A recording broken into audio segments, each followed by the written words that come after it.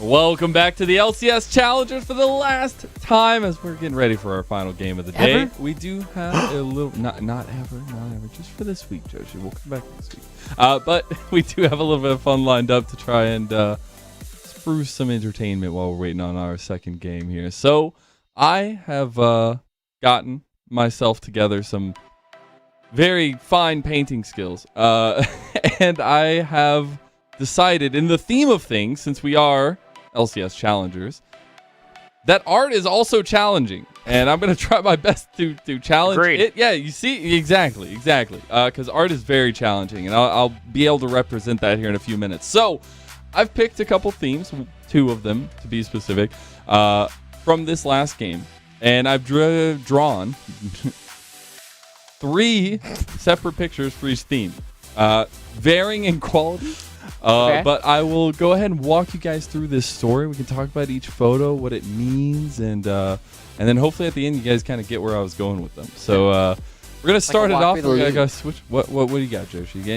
It's like a walk through the Louvre, you know? Yeah, exactly. Except challenging. And we're not walking. We're standing still. We're not walking. We can do the on the So range here walking. is my first photo.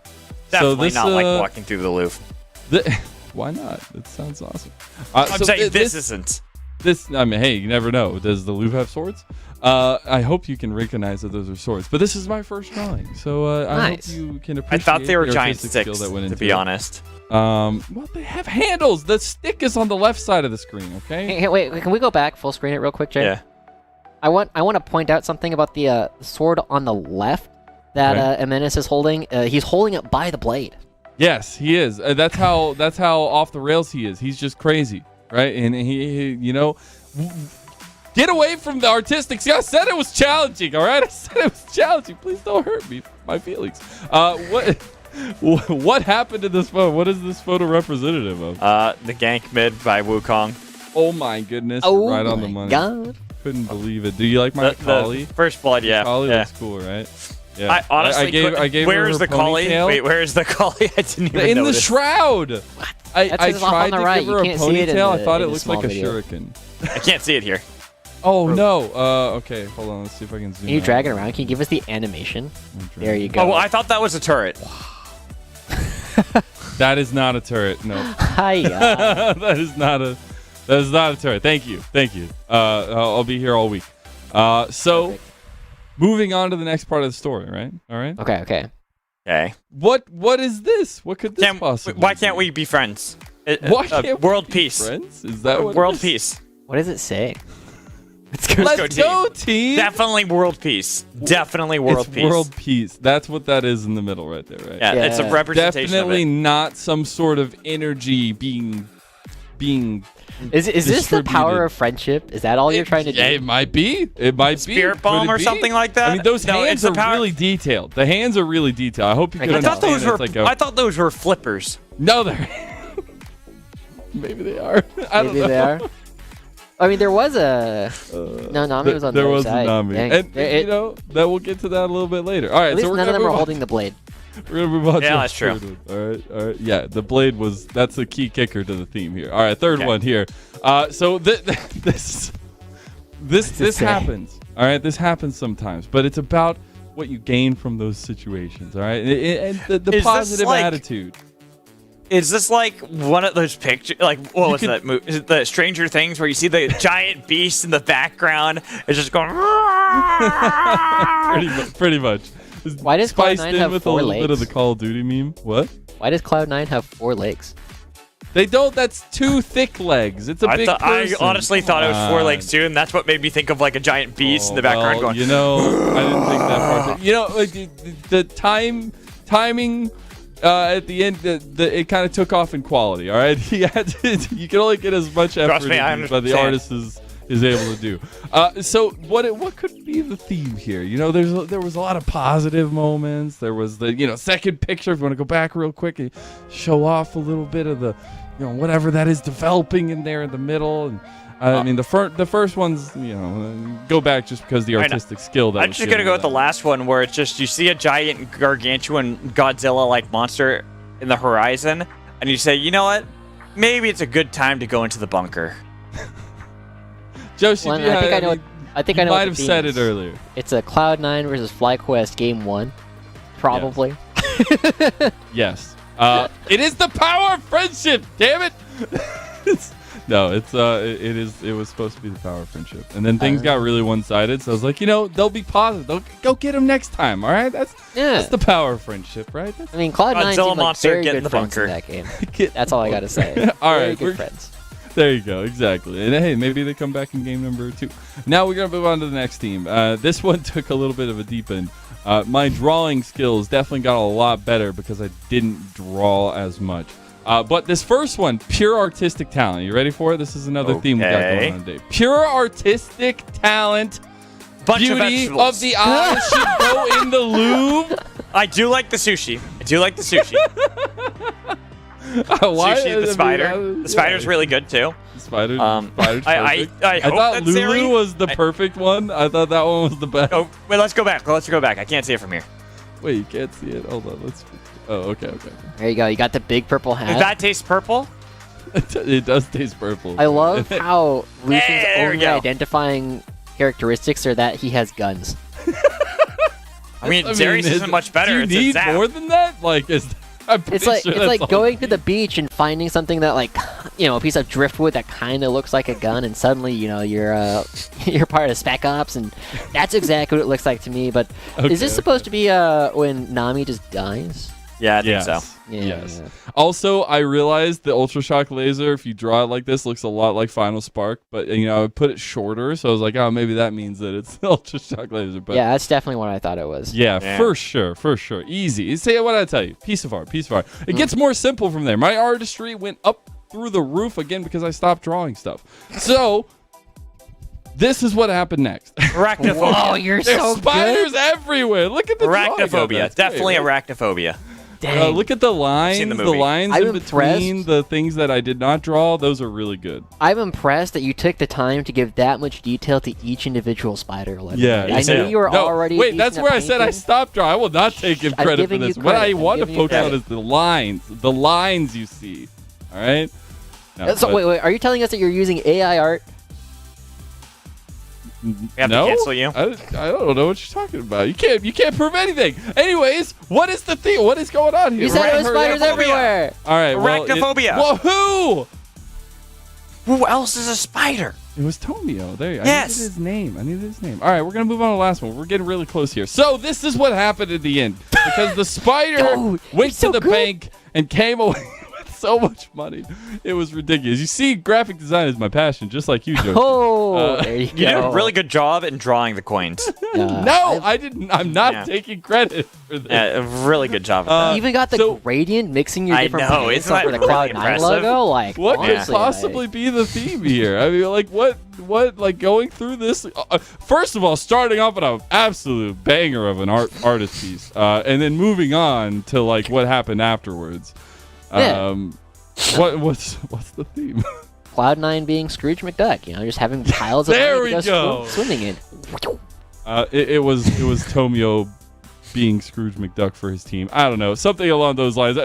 We're just gonna take Tomio, this don't off you now. just mean everybody? Well, Tomio ended up like 8-0 or something. I don't know, something crazy like that. Like, it was actually ridiculous. all I think had he a actually lot of died money. at the end. Now, there, but, I thought you were telling our lovely producer Emily that she was going to have to contribute some. she to this. got busy. So that's what happens when you're helping run a broadcast. That's kind of what happens. Weird. We're going to our last game, though. Getting ready to go. We've gone way over time, but we had a lot of fun. So hopefully Way the over last time. game I will feel be like- just that. I feel like this whole day has been overtime. You know what? That's perfectly fine. We're going to have fun with the last game, though, guys. Take it away.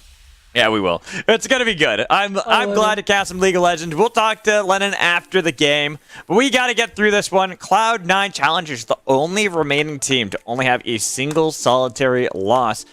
FlyQuest Challengers, this is their time to even up the score, tie it at 1 apiece. I'm not exactly certain of all the results on the other stream, on the Path to LCS stream, but if they can tie it up here, that's 1 apiece for every game we've had this day. Yeah, and welcome to everybody coming over from the Path to LCS stream. If you're just tuning in, Cloud9 Challengers clapped FlyQuest Challengers in the previous one, and so now they're going to try and bounce back, and FlyQuest choosing to stick on the red side.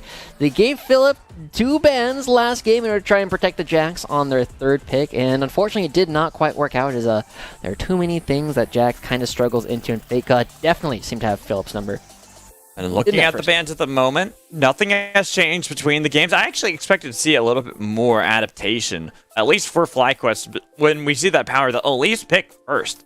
Very surprising to have seen that. And then we actually see the first adaptation not from Fly, but from C9, banning instead of Fiora Kassadin.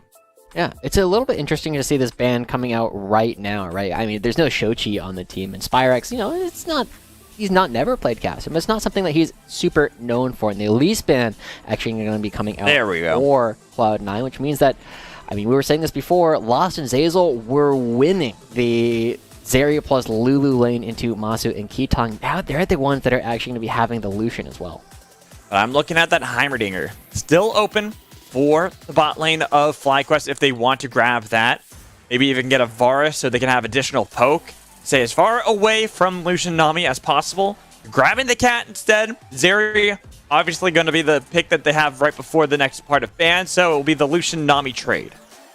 Yeah, not a big surprise there. We will see what it is that Tomio wants to take into the Sejuani. They have a lot of options, and oh my god, we're mixing it up. It's another Radiant Virtue jungler. Let's go. Going to be picked up for Cloud9. Right. So, you know what? Instead of talking about all this stuff, you know, because what we're saying is standard, why don't we talk about a little bit of the history of the players, right? Because something I'm really curious to delve into, too bad, I'm doing it anyways, is Philip versus Fake God. We didn't really get to set up this lane. Okay, that's interesting, but not that interesting. But Fake God versus Philip. Fake God was one of the original power stars that came out of the Scouting Ground circuit. In fact, him and the entirety of that Team Infernal when he played Scouting Grounds, I think in 2018, were all picked up by 100 Thieves Academy to play on the same roster. He was the original Wonder Kid from that. Philip came a couple of years after that, proving to people, and even you were talking and singing his praises for a long time. Yeah. So Fake God in this series is really trying to show not only that he has that motivation to get back into the game, but there's a reason why he was the original player everyone sang the praises of. Yeah, I mean, Philip for me was also one of these players that I was looking at when I first saw him playing on Radiance, one of the teams that are in the semi-pro scene. I was very excited because on that team, it felt like he was the only one able to do anything, playing Renekton and coming up with these big leads. And since then, you know, Philip has had some bright moments, played in LCS, and in their very first game, you know, took Licorice and fought them to a standstill. They didn't necessarily contribute to the win because the FlyQuest bottom lane absolutely blew open that game, but still able to take some of these more storied players and actually be able to play against them. Now, Fake God was able to get the better of Philip in Game 1, and as we go into Game 2, yet again going for this hard split-pushing style that Philip has always loved. The Fiora, the Camille, the Jax, things that we've seen a ton from him over the years. Plus, not having to deal with Renekton, something that Fake God likes to play, and even likes to play the Fiora. Cassante is one of those options that I'm not a big fan into the Fiora. I know a lot of people have been playing that. They've been opting into the matchup. It is a skill matchup. But I still will always favor Fiora, especially when you look at a player that is as skilled as Philip, that he can play around a lot of that knowledge. And this will kind of dictate whether or not Fake God respects that. If he says, yeah, I think that Philip does have a lot of those hands that I have to deal with that if I'm playing Cassante, or if I just want to go for something that I'm trying to even think what he would want to go for outside of Cassante that would be in that wheelhouse to kind of battle back. And I guess Jace is going to be the option. Yeah, Jace has been a lane that you can play into the Fiora. It does start off a little bit tough, and Spyrex, I was initially thinking, like, hey, you might want to play Azira here because you have a lot of damage. It's a very classic Spyrex champion, and you are able to kind of outrange a lot of these different pieces, but instead, we're going to be hovering the Swain. We'll see if it gets locked in, and it's going to be another potential opportunity for Spyrex, as it is going to be the classic coming out from Spyrex. He is one of the players that popularized this in Academy in 2022, and we'll see if it actually succeeds here. It's not something that's been particularly popular, and I'm a little bit worried that it kind of gets shut down. There's a lot of tools on Cloud9 to influence where Spyrex is standing in some of these fights. You got the knockback from Jace, you have a small knockback from Tomio, and you can just sacrifice Tomio a little bit to just make sure Spyrex isn't able to run you down. But the big thing is, I think, going to be the early game again between these two teams. Looking at what you want to do as FlyQuest, It's not like before where they had those elements kind of battle back and look good in the early game, maybe get the bot lane to work out. This time, it is purely around that mid-game team fight. Yeah. If you can get Yuumi on top of Spyrex on this Swain with the movement speed from Masu, you're difficult to kill. You don't need to worry about, like, spacing where you're going to position. You've got a cat on your back, and you're Swain. You're going to just heal from everything and dish out so much damage. One of the things we do have to remember about Masu as well is at least last week they were playing on 150 ping, I believe it was. They were really struggling. I believe that is still the case where they were playing remotely. And so we can forgive them a little bit for some of the things that we have been seeing. It's very difficult to play up against a lot of these different tools when you just don't have the ability to react to them. You aren't able to just play the way that you're used to playing even on the solo queue ladder. And so this is transferring, again, a lot of pressure where Masu and Kitong had some of the carry potential last game on the Lucian Nami, putting it elsewhere. They're investing even heavier in the top side of the map. And so I'm looking at Philip taking control of the lane at level 1 and Yuji helping out the top side to make sure that they can cement a lead. And I do like that for FlyQuest. And then for Golden Guardians, for Cloud9 Challengers, we look at this and it's, even if it's a lot of different pieces, in fact, all different pieces, it's the same identity. Compared to last year? Oh, compared to the last game. Oh, yes, that's very true. You have a lot of focus on the top side of the map, making sure you don't kind of blow up, but they have a little bit more control later on in the game, just because you have some of the pick coming out from MNS, and you also have this Jace that will really become very terrifying at 3 items when you get that Serylda's Grudge online. And so, as we jump into it, not going to be having a whole lot of early interaction between these two teams, and so it is going to be a situation where Cloud9, they are very happy to just kind of take this game relatively standard. They have shown that they should feel comfortable just playing out these lanes and not need to do too much, and that gives Tomio a lot of freedom. We've seen players like Heavy be very, very good when their lanes are winning because he will maximize control of the neutral objectives. Tomio is the kind of player who, when all of his lanes are going well, is more likely to affect dives. And on the other side, Yuji, that you had kind of highlighted before, and how he plays around the top half of the map. I'm curious to see how he can counteract Tomio in this early game, especially because we do expect a lot of these lanes to win for Cloud9. If Yuji can gain control onto Tomio, then what about MNS, who's another player that we wanted to see Yuji try to spend a lot of time putting behind so he can't get out of control? Yeah, it's hard to prevent MNS from getting out of control. He's the kind of player who needs to outplay himself in a lot of ways, but Philip does have the wave now pushing towards him by taking aggro right off the bat. It does mean that the minions will be pushing towards Philip's side of the map, which is going to be a situation where with Yuji coming up top lane or doing this route up here, they could very quickly go for an early game. Oh, looking bot lane. Level 1, exhaust cleanse. We're lost. Still a bit of damage onto Kitong. He has to go for the reattach at Sazel. Tries to poke out Masu as well. Bit of skirmishing. It's all about that level 2. If Lost Zazel can get that well in advance over Masu and Kitong, well, we know what's going to happen afterwards. Yeah. The big thing there is using both the exhaust and the ignite allows Cleanse to double dip in terms of effectiveness. And so we will see if Masu and Kitong can stay alive in this upcoming lane, because the lane doesn't start off super bad, but it becomes bad later on. And so Masu and Kitong do need to be very careful with the fact that they have effectively only one summoner between the two of them. Missing the never move. I'm gonna still play far up. Yuji was looking for that early play, similar to how he did in game 1. Hasn't been able to find that angle, still waiting. Bot lane, the level 2 is getting a lot of damage onto Masu. Kitong as well has got to be very careful as that presses the... Oh no, not press the attack. That first strike damage is coming through. Yeah, I mean, Lost and Zazel in total control of this, and Yuji already moving towards the bottom side of the map, was hovering around in the middle lane to make sure that Spyrex is safe, but look at that damage onto Masu. They just don't have enough mana. Uh-oh, now Philip. Looks like he was in a world of hurt as mid lane. Gonna be a nice charm with the pull back in. Spyrex got to ignite on his head. Nice flash in from Tomio for first blood. And there you go. Once you have these lanes actually winning, it's so easy. Here comes Yuji, though, on the bottom side. Oh, but it's too late. Look at how low they are. There's no effective way to save the spot lane. 2 lanes in complete Cloud9 control.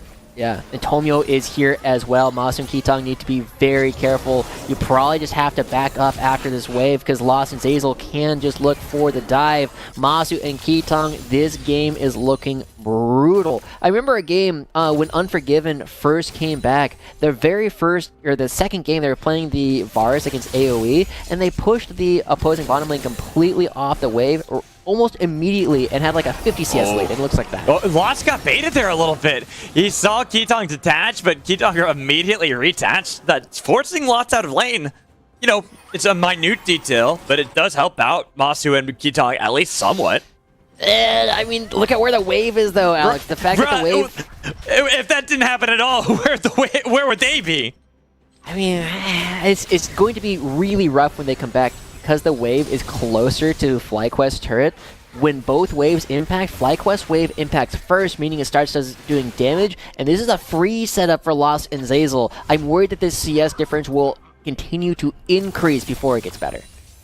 At the moment, every single lane of Cloud9 challengers, full control over their opponents, even if the CS doesn't dictate that, the lane state does. Usually, it wants to find some angle, some path to help out one of these lanes. Bot lane, I think, is forfeit for a while. Mid lane, just look at that damage MNS did Spyrex. Just landing one charm, one Q. Impactful for quite a while.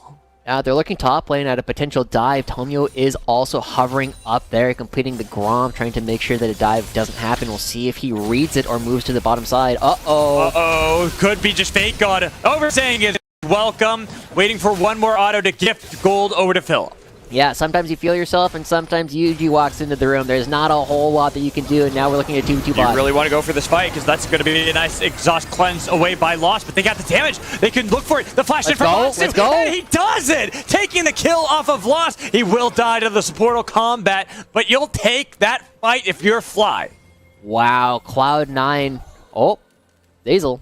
Wow, that is so tough, because what can Ketong do to actually make sure this wave gets in? There's very little that a Yuumi can actually do in this situation, and look at that. Yes, they got the kill, and they put it onto Masu, but Zeyzal gets it right on back, and there's a freeze here that Masu's going to have to try and break, and Tomio making sure they can't. Ketong can't do anything, like you said. It's going to be when Masu and Yuji both show up, and having now spotted out Tomio with the control ward placed down, Ketong's like, yeah, I need some support. I'm not lethality Yuumi. I need someone here to clear out the wave. Yeah. But, I mean, credit where it's due. Masu and Ketong do get that 2v2, and now the wave not quite frozen because it does get all the way underneath the turret. So, UG coming down does at least allow them to crash, but look at that CS differential. Masu playing on high ping gets the kill, but it's not going to be enough. It's not going to make up for how far behind you are in gold. The pickaxe compared to it not having one at all, you can see, granted, it's still early days, 7 minutes into the game, but being behind 500 gold this early on, it's going to be rough to imagine Masu finding a way to climb out unless you just pure farm until like 20 minutes into the game. Yeah, and where's MNS going? Look at the fact that you already have Tomio doing the dragon because his bottom lane has so much control as well. Yuji on the top side of the map. So far, I mean, most of the opportunities that FlyQuest have gotten between both games have been when Cloud9 go a little bit too far. FlyQuest is punishing those, but this is a situation now where there's been too many small interactions that have gone in the way of Cloud9, and again, we should be expecting this because FlyQuest are playing with, with substitutes, and now Cloud9, they're just gonna dive the substitute for Ketong. Masu, he's got the spell shield, but he's level 4. They got a lot of damage onto MNS, and might actually take him down if they can get one more auto attack out of Ketong, but not enough. Healing up with the Triumph. Spyrex a bit late to the party. Now has to look 1v4. Popping the ult, looking for the supernova, healing up the best he can, but he's got to be so careful against everybody. Then he's actually doing a lot of damage back and forth, pulling back in, nearly taking down MNS, looking for Zeyzal, but Zeyzal heals up with the ebb and flow. And even with just bits of health back and forth, Cloud9 have enough damage to take down Spyrex. That's a third plate getting picked up off of this bottom lane turret. And look how many minions are going to be dying. You just getting something on the top side of the map. And the only plays where we're seeing an advantage coming through for FlyQuest is once again Philip. It reminds me of the days when he was still on Radiance, but it's a tenuous advantage at best, and UG needs to cement it. Looking for that dive on a Fake God. UG has ult that he can throw out. There's no flash onto Fake God. There's going to be the wombo combo to easily clean up the kill and get more gold your split push solo lane. Ooh, I would love to have seen the Rift Herald go down there, just give that much more gold over to Philip, but it is still going to be a second kill. They find one play off of it, so another half a kill effectively. Philip now going to be in a position where they can take control of this part of the map, and it gives them a glimmer of hope. But Lost and Zazel, they are still so far ahead on the other side. We'll see if the arms race can go in favor of FlyQuest. Double the CS, calling pop immediately, having to get body blocked by K-Tong. Yeah, this is good. This is not looking too hot for Masu and K-Tong in the spot lane, despite having gotten that kill. Even mid lane, Sparks, he's fighting against M&S, but it is a 1-0 Ari. Well, he has died twice. Yeah. We will see what FlyQuest can still do, right? They are effectively fighting like they got Philip still. They got Philip. But it's not as though this side lane is completely free unless Yuji keeps coming back, and uh-oh, there he is. Just keep coming back. You said unless he keeps setting up the camp, and well, that's a killing spree. That's a killing spree. Yet another one. Fake God has to be crying because he can't play this game right now. Yuji's constantly there. I wanted the Rift Herald before. They should drop it now. Give Philip all the gold. Put all the eggs in the Philip basket at this point. You need to find a way to hold on to this game. I think that's what they're probably going to look for, getting a Demolish proc in the top lane. But TP into the bot lane from Spyrax, realizing there's a dive attempted by Tomio and M&S again. Getting a bit of damage with how low everything is. That's the Yuumi on top of Spyrax. No, he decided to get off of him, so the Demonic Ascension not actually going to be as useful. But all the while, guess what happened top lane? That Rift Herald took down the structure. 4 members remain of Cloud9. They look to replicate this dive yet again. But it's going to be a lot more dicey, especially now that Spyrax is hanging around this entire time and Lost was split off. Yeah, Lost not being able to move with the rest of the team. Fake God taking an ult but flashing away. This is what you need to do. FlyQuest have decided that they have a hero this game. His name is Philip. They're going to take another turret. That is so much gold coming into the top side of the map. There's a gold lead for Fly too. They've taken that purely off of those plays. Like, I want to just see how much gold Philip has. Look at this. 2,000 over Fake God at the moment. And while that is kind of equated in the bot lane because Masu can't step up. Oh, wait. That's both of them. Oh, no. That's both of them. Oh, no. Well, you still got Philip. You got Philip. All right. So let's talk a little bit about Philip, right? Because he is now playing against the world. This is a player who has had a lot of opportunity to kind of showcase what they can do. They played for Reigns for a little bit during the previous qualifiers of Spyrax, looking for a menace. Getting the Spirit Dash away. So M&S will at least be fine, but trying to burn some of these summoners before they look to replicate the same play top lane again. Fake God, he's got to be like, come on, guys, leave me alone. What have I done to you? And it's played Renekton in game 1 and absolutely dumpstered the lane. 4-0 coming in for Philip, and notice he's gone with a Stride Breaker build. He's not necessarily trying to play into the relatively few melee champions that Cloud9 have built up. He's looking to create a lot of pressure with the flanks and with the split pushing because he can slow down Fake God. And that means that every time Fake God is here... Yes, he doesn't have their ult either. That's a lot of damage. Demonic Ascension! It's a solo kill! 19. And we go back into the bot lane as Masu again taken away from this lane. Taking a full calling to boot while the turret should fall soon. You gotta give some credit over to FlyQuest. This game was looking doom and gloom. But they have Philip, their hero, they can rely on. They've been making as many plays as humanly possible, even if this bot lane is completely awash. The tidal wave trying to clean up the kill, but couldn't actually connect on Masu. Little late coming out, but that's another teleport getting committed by Philip because he doesn't have anything left to really do up in the top side. It is not safe for him to try and hit the inhibitor turret because of how far it is. Once you take the mid lane turret, you can start thinking about it, but for now, Cloud9 getting themselves the second dragon of the game because of how powerful their spot lane has become. Honestly, this is where you just completely swap it up. What Philip bot lane? But you can't 1v2 him. Like, that's the other problem. I don't know. He might be. I mean, if you commit Yuji down there. Yeah, okay. Well, nice use of stopwatch there for Spyrax to dodge away from a lot, even flashing the bubble. That two summoners now, well, that is a one summoner blown with the stopwatch pop. Okay, let's go back to the argument. I still think that Fake God bot lane can 1v2. Oh, but well, 1v2, like, he might be able to farm, but FlyQuest, they need Philip to be able to create. No, he'll kill them. There's no shot. You have no faith. I don't. I love Philip. Like, he's a exciting young prospect, but going up against Lost and Zazel, if Lost and Zazel were like even in the lane, I would say, yeah, he can do it. Philip is that strong. But he's going up against a 2-item Lucian with an Imperial Mandate already done on Nami. And look at the damage he's doing to Spyrex. I didn't say Spyrex can 1v2 them. I said that Philip can. Good dodges, though. They're really good on Spyrex there. Getting himself out of dodge, and all the while, Philip, he's hunting down Fake God. That is the grand challenge laid out, and he's almost at his inhibitor turret this entire time, too. Fake God cannot escape the wrath of Philip. Let's go, Philip. That's what we need to see. He knows he needs to continue building up this lead. He needs to completely remove Fake God from the game. Now Tomio. He does not want to be here. He's trying to get away, but the final chapter getting the root on top of him and getting more kills, not just off of Fake God, is going to be huge for Philip, even if he only gets an assist. A shutdown for UG getting picked up. I mean, the gold isn't that large of a difference, and so much gold is being funneled into this top jungle duo. But it's still so hard for them to actually go for these team fights. They need to start blowing up the map. They need to get the mid lane open so that they can more safely support Philip in these long plays. And this Rift Herald is the perfect way to get that started. But the real question, you have the raid boss of Lost already on 2 items. Will you be able to deal with him, or can you ignore him entirely by splitting up the map? FlyQuest have shown that they do have the lanes. They have the hands to get a lot of these plays going. And they were missing some of the ability to go aggressive and have the playmakers. Philip is doing that. UG is doing that. This is FlyQuest in a way that they can actually play it out. This is the FlyQuest we've been looking for so long.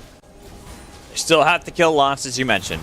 It is all about who dies first. Is it Philip or is it Lost? Whichever raid boss falls for the opposing team means victory for the other.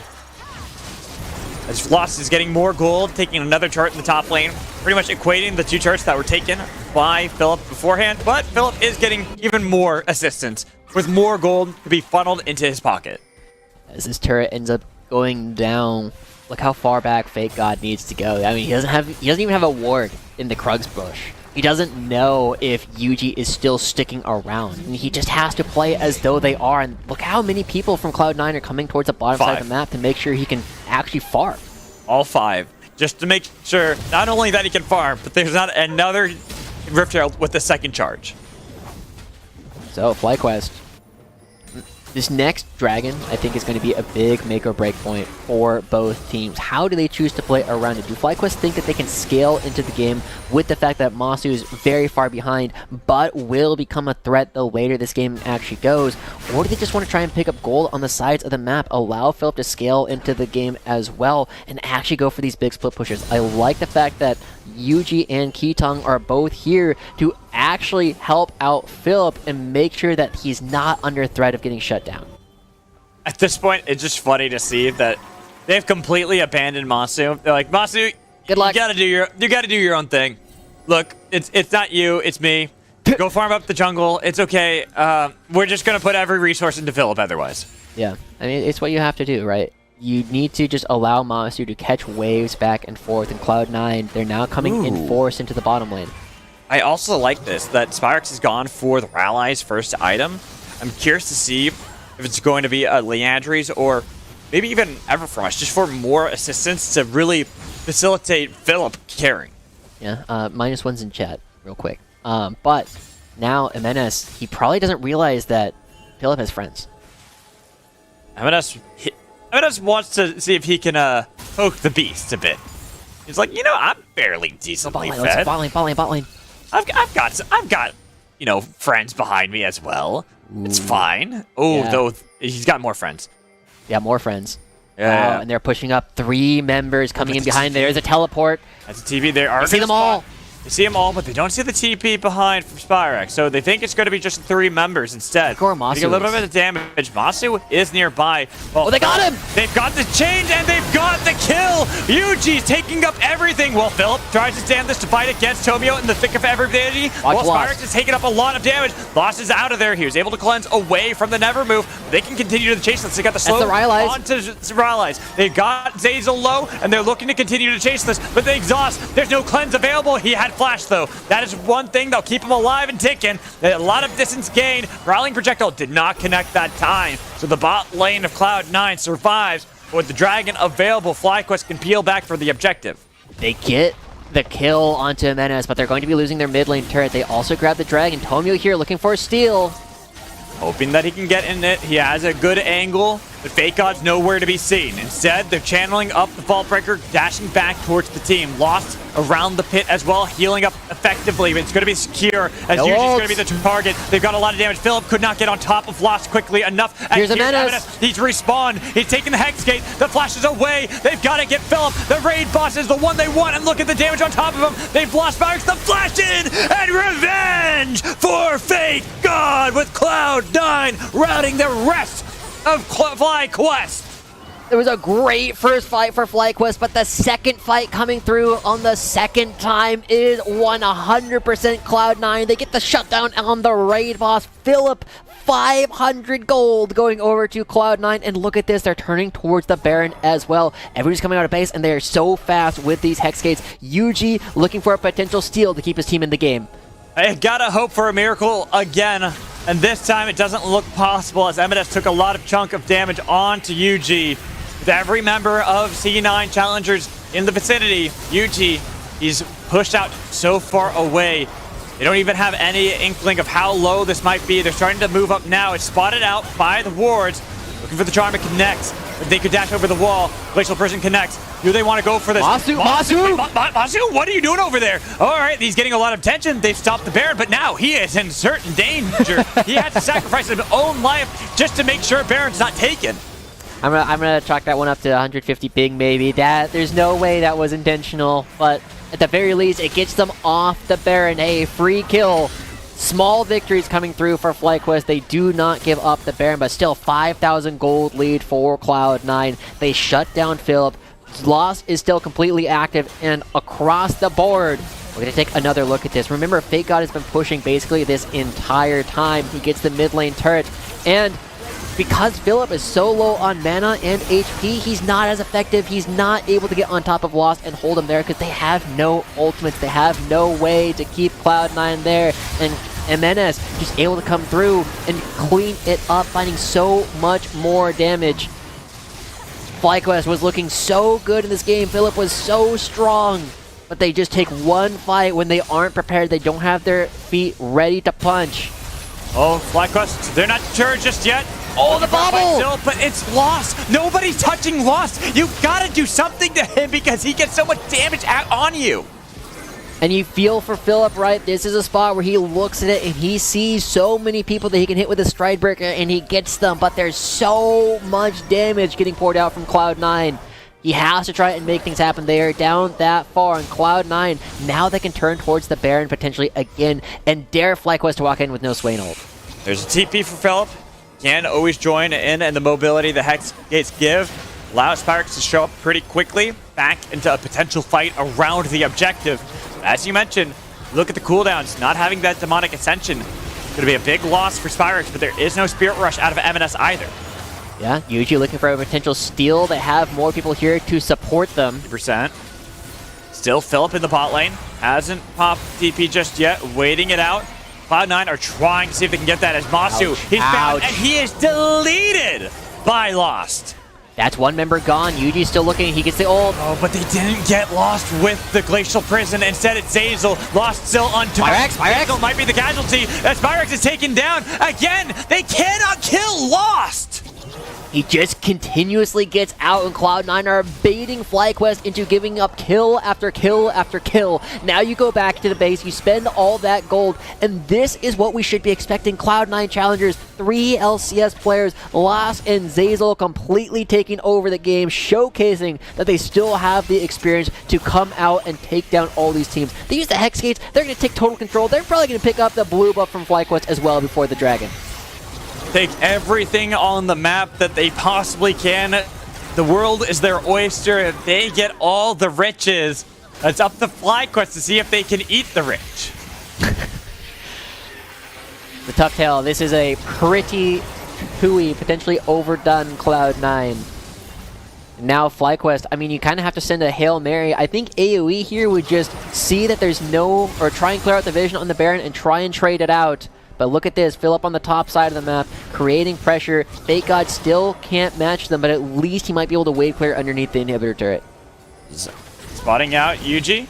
Skarm not connecting, doesn't really need to. Just needs to force away FlyQuest, so they have to group up themselves. Fake God has TP up this time around. Oh, Philip. Philip has found Tomio, and he can easily 1v1 him. That's a Stride Breaker, trying to make sure that there's no escape for Tomio. While the other side, Spyrex almost killed by Lost as he's rooted, but nobody again is touching him. They gotta kill him. They dive back in, but look at the damage on the Philip. Even with the parry, it's not enough. The Great Challenge is too late, and they can clean up. They've got 1 kill, but does that matter when everyone else on your team falls? Triple kill for Lost and Cloud9 victorious. And finally they can turn onto the Baron. Yuji, the only one alive, but doesn't have the HP to stick around to try and go for a steal. The way that Cloud9 are prying these fights apart, getting Spyrex to ult and then timing him out, it means that there is no way for FlyQuest to do anything. Cloud9 are going to get the Baron, Cloud9 are going to get the Dragon, and Cloud9 are poised to improve to 7-1. Okay. No. You don't get away with this, Yuji. Yeah, there you go. I was about to say, there's absolutely no way he steals that. Because had that happened, this game would have been insane. I don't even know. Yeah. I have to praise FlyQuest for their willingness to fire back, right? And we have to give Masu a lot of forgiveness because he's just playing on such high ping. But watch how Cloud9 do that, and then they wait for Spyrex's ult to be gone before they turn back into the rest of the fight. Lost is still basically untouched, and they are just willing to dogpile on Philip as soon as he's too far forward. Because he's trying to kill the one person that he has to try to kill. And you have to try. But there's just so, like, even MNS at this point is no longer playing the assassin. We got to look at live, though, because this is a Dragon that is being attempted. They got the root on Tomio with MNS getting the flank and killing Spyrex and Philip. There's no hope without him. Everyone on FlyQuest dies, and it is another squeaky clean ace for Cloud9. They barely lose any HP at all. Lost untouched, MNS untouched. They are pushing for the end of the game with the Baron buff, but they will get at least 2 inhibitors off this push. Remember, the death timers are still pretty low, but Cloud9, they might feel so strong that they just go for it anyway. They've got the Baron still, and it's going to be 10 seconds until someone of merit is going to be up. It's only going to be the Cat to defend the base. No wave clear. Spyrex, he'll survive. He'll be back up too. You got to wave clear somehow effectively. We did ult last fight. Do we? Do we get one last fight? Spyrex sells ultimate. He just died before he got to use it. Oh, okay. Well, I mean, does it really matter, though, when you're... Right. It's not at that point anymore. I mean, is it props for Cloud9, you know? They killed him before he could even do anything. Okay, I thought you were talking about FlyQuest having a potential to fight again. I'm like, no. I mean, Cloud9 are firmly in the driver's seat yet again. The way that they are able to pry this apart, and even Fake God, who was getting dove, still able to come back in, and Jace is almost to the spot where they're on 3 items, and they can start being a huge part of the team as well. It doesn't even matter that he got put out of the game. Cloud9 were able to bring this one to control anyway, and as they take it again, this red buff might not even be FlyQuest's. Well, you've got the 3 items from Fake God. He's overcome the camp that was set up on the top half of the map. No longer is Philip even a raid boss to worry about. It is all Cloud9. It took them a little longer in this game to have full control like they did in the first game. They always had that on the bottom half, and finally they've translated it elsewhere, and they are knocking at the door to end this game against FlyQuest. And the third inhibitor ends up going down. FlyQuest, Wow. oh, just lose Masu. He's too low of range. He can't step up at all. With the charm connecting onto Yuji as well as the layered CC from Tomio, it's an easy kill. With everyone else too low, Keetong being only a cat, dodging back to the base. The turrets will fall, and Cloud9, they will secure a 2-0 victory over FlyQuest, patting the KDAs on the way out to be the #1 team in the LCS Challenger scene. Only dropping a single game this entire season thus far. Cloud9 Challengers are your early front runners, the early team that we are expecting to do quite well throughout everything. And damn, did they look good. Even with all the attention that was put onto Fake God, still managing to lose in a situation where they had victory opportunities on the other side of the map. And you cannot count these guys out at all. They take an even situation and they just outplay it. I was like, you can't count them out. They were never out in the first place. This was a good series, a good showing from Cloud9 Challengers, taking the 2-0 victory. We're going to toss it at break, and when we come back, we'll have Mazel here for another interview, this time with Cloud9 Challengers, so make sure you stick around. Welcome back to the Verizon post-game interview. I'm Mazel, and I'm joined by the Cloud9 Challengers support, the man with the voice. We got Zazel here, my friend, after a streaming 7-1 start to the season here at NACL. What's the key, man? What has been the key to success so far for the squad? Well, our mid lane solo killing the opponent 20 times helps. But I'd say, like, in general, it feels really easy to play with these 4 other players, obviously 5 including myself, but yeah, it just feels like it worked from the beginning, and we're ramping up still. So I'm hoping we can still get better. You know, we did lose a game, so we still got some work to do. But yeah, it's been feeling good since day one. I'm glad to hear that. Now, there's been a little bit of a change coming into the season, right? I mean, you were in a coaching position trying to help out as best you can, and now coming back in as a player, right? We first of all, we've missed you. Second of all, I'm very excited to see you. How has it been, using that experience from last year as a player now? Yeah, so coaching definitely helped me improve. I mean, I was still playing solo queue a lot, so I think I ended the season ranked 10, the highest support on the NA ladder. But yeah, I mean, coaching exposed me. Yeah, of course, I have to take the opportunity, but coaching exposed me to kind of a new aspect of support play that's pretty relevant right now. It's like these lanes are super aggressive. Like the last game we were up like 40 CS at 8 minutes, right? Mm-hmm. And this is something Sven in particular has been really good at. And while coaching him, I actually learned a lot about how to punish the enemy and take as big of advantages as I can. So it definitely opened my eyes a bit in that regard. Okay. That's some nice learnings there. I like that cohesion with the whole squad too.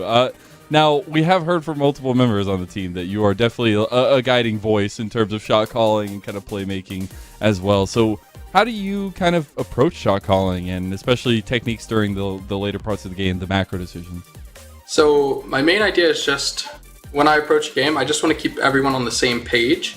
Mm-hmm. So a lot of the time, it's not even like I'm making the original idea. I'm just...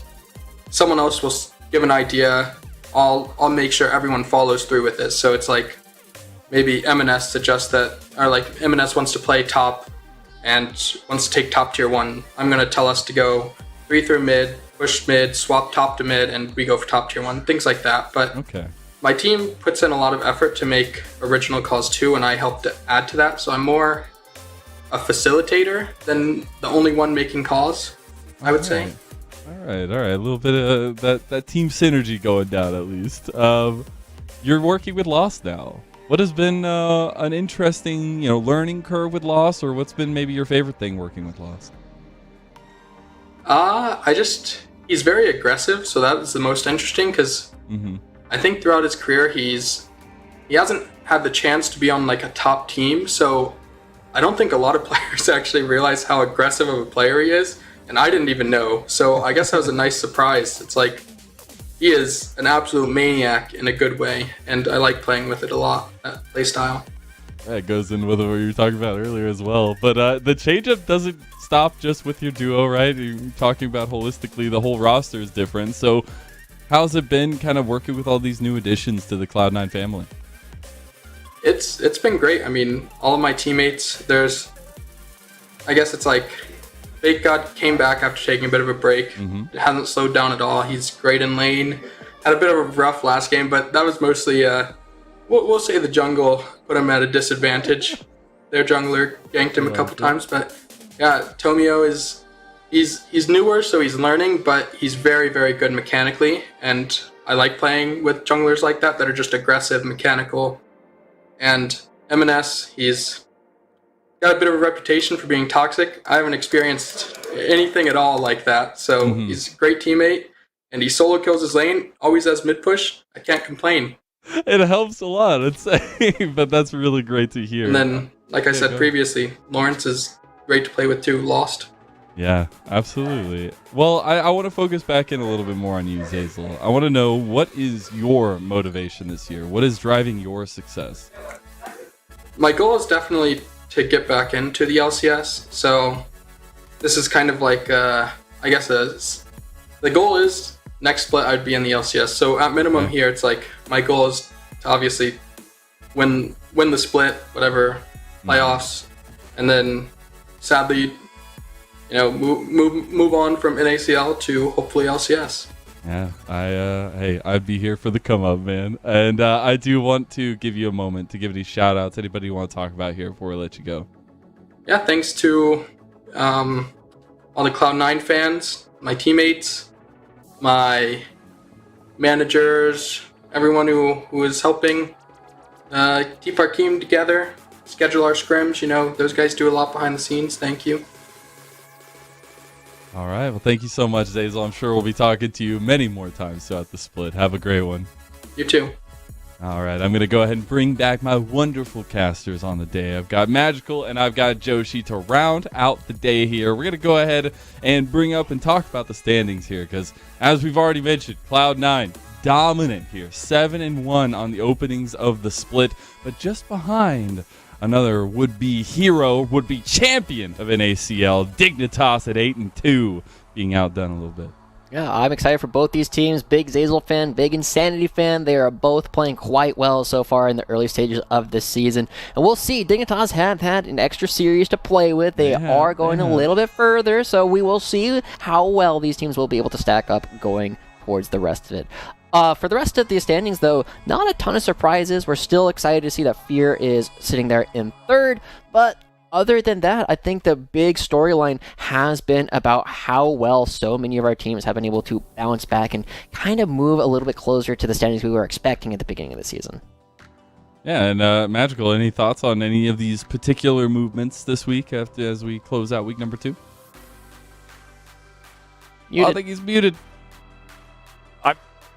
There we go. I'm muted. Hey, nice. I got it unmuted. I was saying, so not in particular. Honestly, I think the biggest thing for me is props over to Team Liquid first. They took a game off of Wildcard, so at least that gets them slightly above. Plus, if we look at the other side of the standings, everything is pretty much as we expected. I'd give a slight edge in the standings to Cloud9 Challengers, seeing as they've only lost one game, and it's to Dignitas. So the fact that the only victory they have is the team that's technically above them only because they played a few more series, but we'll see if that's going to last. I guess we will have to see, as that is our closing thoughts here on the final games of the week here, week number 2. It's been a pleasure for LCS Challengers for another week, but we have more games on the way. Apparently, we're going to be rating... We're rating you, Lennon. Travis Gafford. Yeah, apparently, my brother. No, but it'll be awesome to hear what they've got going on over on Hotline League. Thank you all for tuning in and being a part of this community. It's been awesome to see another week go by. To production for making us look so good. I don't know how you do it, but you find a way. And to everyone behind the scenes, we wouldn't be here without you. So thank you all, and we'll see you next time on Summoner's Rift.